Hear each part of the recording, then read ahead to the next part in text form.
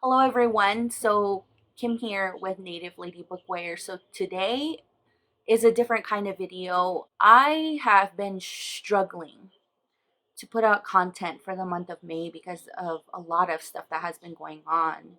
But also, I really struggled since it's getting to the end or since it's the beginning of June, end of May, that I had a hard time just simply talking about what I'm going to be reading for the month of June with a huge weight on my back, on my shoulders, on my chest, whatever. But I've been having a very difficult time, especially since this has not only affected myself, but also the other Indigenous book reviewers who not only that I consider my friends, but also that I consider my family. One of the things that I found very troubling, I'm just going to come right out and say it, is the performative allyship was very disturbing. In some instances, it made me sick, and in other instances, I was appalled not only by the messages that I was receiving from the community and the DMs that I was getting on Twitter, but and also on Instagram, but just overall treatment of Indigenous book reviewers or Indigenous people overall. As you know, there is a lot of back and forth going on in terms of the House of the Cerulean Sea. That TJ Klune, the author, basically there's this interview that came out about where he got inspiration to write that book. And I am going to tell you right now, I have not read the book, although I did want to read it because I am a big follower of Jess Owens. Jess Owens, the Booktuber. And in the beginning of the year, when Booktubers dropped the best books that they've read in 2020, one of the books that was on there was The House of the Cerulean Sea. I've been wanting to read that book, but unfortunately, I just haven't been getting it to it because priority for me has been BIPOC authors. At this point, I have read the interview. I have watched the video interview that he did talking about the book, and I was still not okay, especially when I started digging a little bit more into the background and also watching spoilery reviews on the book. And I saw parallels between him using inspiration of the 60s scoop and also events and how things are structured in the House of the Cerulean Sea when it came to the magical children, him being a governmental official, children being taken away from their homes, and then assimilation and just all these things. So I had a problem with it. So I decided not to read it. I know there was a lot of posts that are being shared right now on the 60s scoop. And basically, the 60s scoop was which occurred in Canada, there was also a similar thing that occurred here in the United States as well. The 60s scoop was basically a mass theft of Indigenous children that happened. Indigenous children were taken from their families and they were put into child welfare systems. And in most of these cases, the permission of the parent or even the Indigenous nation was not needed. They did not consent to have their children removed. And there were thousands of children that were removed from their homes. Indigenous people, not only Canada, but the United States as well, started with a residential system, and then eventually it just transitioned into child welfare systems where many children were removed from their homes and their families. And obviously there is a still overrepresentation of Indigenous children in the foster care system. I did talk about the adoption era on one of my videos for a book review that I've done called A Murder on the Red River. I briefly discussed what the adoption era was. And for that book review, I guess I'll just link it down below. But one of the things that I was asked on Instagram was like, oh, you're, by sharing this post, you are trying to cancel this author and you're trying to tell everybody else not to read it. And I was not. I was simply sharing a post that just said, listen to Indigenous voices.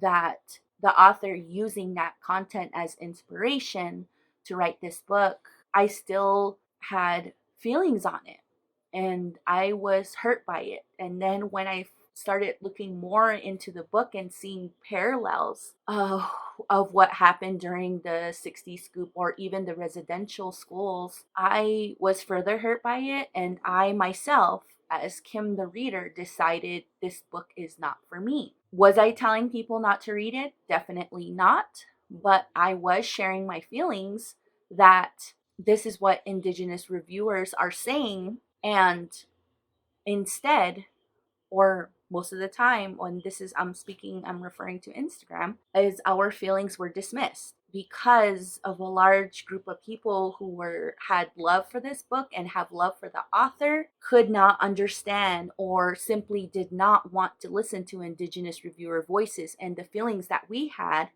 and the feelings that we are the things that we saw that were problematic, and the inspiration that the author used to write it. And instead, they basically stated that, or in my opinion, that we weren't allowed to have the feelings that we were having, which in most cases were trauma. Around the same time this came out with TJ Klune was the residential school Columps and the 215 children that were found at that residential school. And I also read somewhere that that school itself only registered about 50 or so deaths at that school. And yet there was a whole grave of 215 children that were found. And that was a very, very hard week. I mean, even now, my heart still breaks thinking about it. And one of the things that I experienced was the insensitivity of Bookstagram. Not all of Bookstagram, obviously, but some Bookstagrammers, and the messages that I was receiving and also other Bookstagrammers were receiving at that time. At that time, many of us were grieving. We were in mourning. We were very upset about what had happened and those 215 children that were found. And it was a very hard date. Another thing that happened around that time was the insensitivity of some bookstagrammers at that time DMing myself, and I imagine other bookstagrammers and Indigenous bookstagrammers as well during that time of mourning and grieving. And I imagine trauma was asking us for recommendations for Indigenous authored lit that had to do with residential boarding schools. That was made me sick. Basically, at that time, what I was seeing was some of the book community or Bookstagram community using a very hurtful, traumatic event to make posts, stories, and creating book lists under them. And sometimes these book lists weren't even by Indigenous authors. And what I found most troubling was them asking us to do labor to contribute to the success of their posts and their stories. So I found that to be very disrespectful. I didn't want to leave this video without first saying a couple of things that I wanted to shoot out there into the book community. And one of those things is, please do not put yourself in the center when it comes to Indigenous issues. You are here, if you're non-native, to learn. One of the things that I saw was that a lot of people were instead, because of this issue with TJ Klune and the House of the Cerulean Sea, involved an Indigenous issue, specifically the 60s scoop, and were dismissing how we felt, and they were dismissing our opinions, especially those who had a problem with the inspiration of the book and where it came from. Another thing that I also want non-natives to understand is to respect boundaries and to respect Indigenous peoples, and all Indigenous peoples, especially Indigenous bookstagrammers, all have different boundaries. We aren't, like we always say all the time, and we're not a monolith. We each have our own boundaries on what we are willing to educate on, or even if we're not willing to educate on that, because one of the things that, I mean, obviously that the book community says all the time is that Google is free, right? And another thing is, in times of tragedy, in times where there is an event that has been very traumatic for us, please do not ask or demand for labor at that time. I think that is a huge line I saw being crossed at the time during the Colunt's discovery of the 215 children. And another thing I saw was, especially in a lot of the comments, was we are under no obligation to educate the non-native community. We also aren't under any obligations to make you feel better or to make you feel comforted about these violent injustices, these systemic violent injustices that we have endured and we still continue to endure. And I am not here, for instance, to help you manage your guilt. So if I see a comment sometimes and I'm just like, whoa, where did this come from? And most of the time, I prefer not to comment to those things. I prefer not to make you feel better or even respond to those types of comments where non-native people are feeling guilty about what native people, Indigenous people have experienced. The Indigenous community, especially the book reviewer community, or I guess I'm just speaking for myself, is we're not here to promote cancel culture. We're not here to cancel authors. For me, myself, I understand that people make mistakes, but how are you responding to those mistakes? How are you responding to a situation over a book that hurts Indigenous readers? I feel like also Indigenous people have survived over hundreds of years of settler colonial oppression. So, yes, we are allowed to feel the way we feel.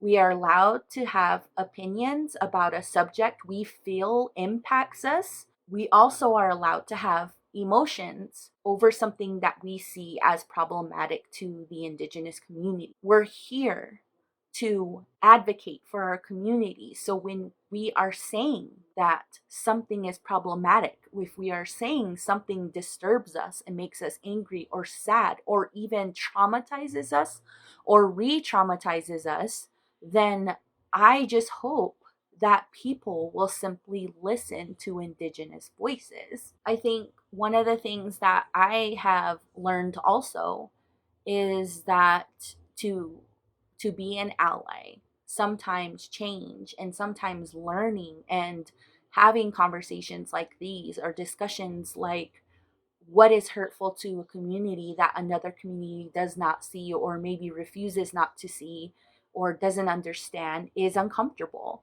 And it will sometimes make us question what we have been taught. So something like residential boarding schools, the adoption era, the 60s scoop, all of those things are not heavily learned on.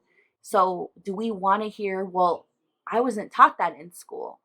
No, I think one of the things that we want to hear and that we want to see is how are we going to do better? And also, we as Indigenous peoples, we are constantly educating over and over and over and over. Sometimes I feel like we get tired, we get stressed, we burn out because we are constantly educating over and over and over again. I recommend is simply to educate yourself on the residential boarding schools, on the 60 scoop, on even how you yourself in your area are benefiting from colonial oppression and settler colonialism. So, for instance, I am a Tewa Native woman. I live on the Hopi Reservation. And one of the things that I have even taught my own children is about jurisdiction. It is very hard to have a conversation, even with your own children, when it involves violence. So, for example, because of the Major Crimes Act in the United States, if a Native woman is raped on Native territory by a non Native person, did you know that Native sovereign governments do not have jurisdiction over that crime? So that is something that I actually have to have real conversations about with my own kids. So if I can have those conversations about my own kids, about injustices on systemic levels, residential boarding schools, then you all can too. So one of the things that I was having this conversation one time is I remember telling my daughter that I am not educating you on this topic so that you can continue and constantly continue to educate non-natives. So I think that is something that we have to put back into the responsibility of the non-Indigenous community. And one of those things can be remedied by having conversations with your peers and your friends. So, people that you are close to, not just people who you see racism happening. I feel like sometimes it's easier to have those conversations and to confront, in my opinion, for somebody who is being racist rather than someone who is being racist that is your best friend or a family member. Those conversations are very, very hard to have, but I feel like they're also very necessary. Okay, another recommendation that I also have is to share resources, posts, content that are written by Indigenous creators. So, for instance, one of the things that I was seeing was a bookstagrammers sharing posts about, oh, here is a recommended list of Indigenous authors in Canada that you all can read. Whereas I know that the Indigenous bookstagrammer community creates those lists all the time, like Megan from Tippler Teaches, and or even they all read Indigenous authored lit, they review Indigenous authored lit. So I thought it was very, very maddening to have a bookstagrammer jump message me and ask me, hey, do you have any recommended Indigenous lit that are about residential schools, the same day or a day after all of those children were found? That was very disturbing. If you do follow Indigenous bookstagrammers, you can see that there's so much lit and recommended reads that Indigenous bookstagrammers put out there. And so that was really unfortunate. It was actually kind of disturbing, really. Another thing that I saw that was really interesting was non-native book readers and book reviewers basically policing terms like Indigenous Canadian or American Indian. Oh, well, natives don't like to be called Native American, or Indigenous peoples don't like to be called Indian. And honestly, I can tell you right now, I think you should just leave it up to Indigenous peoples to say that, because it is such a complex topic that I can talk about for a very long time. But I think also the term Indian, depending on what context is it's coming from, is also a word that, yes, that we are moving away from, but it's also a term that is generational, I feel. Like even myself, I sometimes find myself saying American Indian, even though indigenous peoples very much predate America and the United States, because in the federal government, the term that is constantly used in language, especially when it comes to the Department of Justice and the higher, the federal government basically, is American Indian or Native American is constantly being used over and over and over again. So that is another thing that I need to work on, in terms of myself, is using terms that other people would prefer to use. Do I know what they prefer to use? Maybe not, but that's just simply where I come in and I ask them. Myself, I prefer to be called Tewa Hopi because that is what I am. I mean, yes, I mean, under the big umbrella, we especially on, within the colonial borders of the United States, we do fall under the umbrella of Indigenous peoples with a capital I. But at the end of the day, I mean, I like to be referred to as Hopi. And even there's more identifiers that me, myself, I use. For instance, I am Tobacco Clan. That identifies what family I'm from. And then I say I'm from Tewa Village. And then usually I'll go into all these other things. But in terms of identity, I usually do tell people that I am Tewa Hopi. So please, non-native people, do not police those terms, especially if you all do not understand them and what context they are used.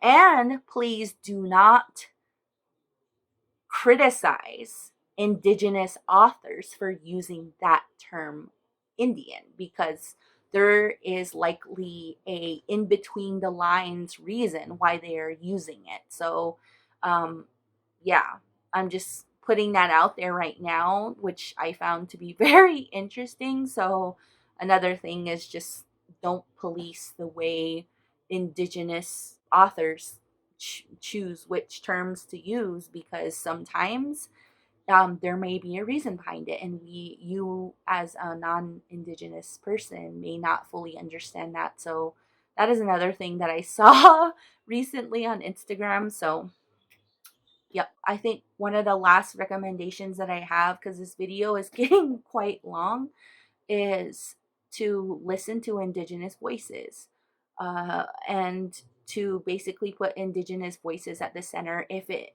involves indigenous issues. All right, everyone. So I am going to cut this video right now, and I hope you stuck with me this long. I know it was a lot of things that I did have to say, and a lot of, I guess, recommendations or things that I prefer to see improved on in the future in the book community. And I just want to say thank you so much to the Indigenous reviewer community. You guys are amazing. And even though I'm likely to be the oldest person in that group, I very much look up to you, and I am learning so much from you all, and I appreciate the love and the teachings that you even provide me, the motivation and the inspiration that you give me. And yeah, so I'm gonna leave it here, and I hope you guys are all doing well. I hope you are all very safe, and I shall see you soon. Bye.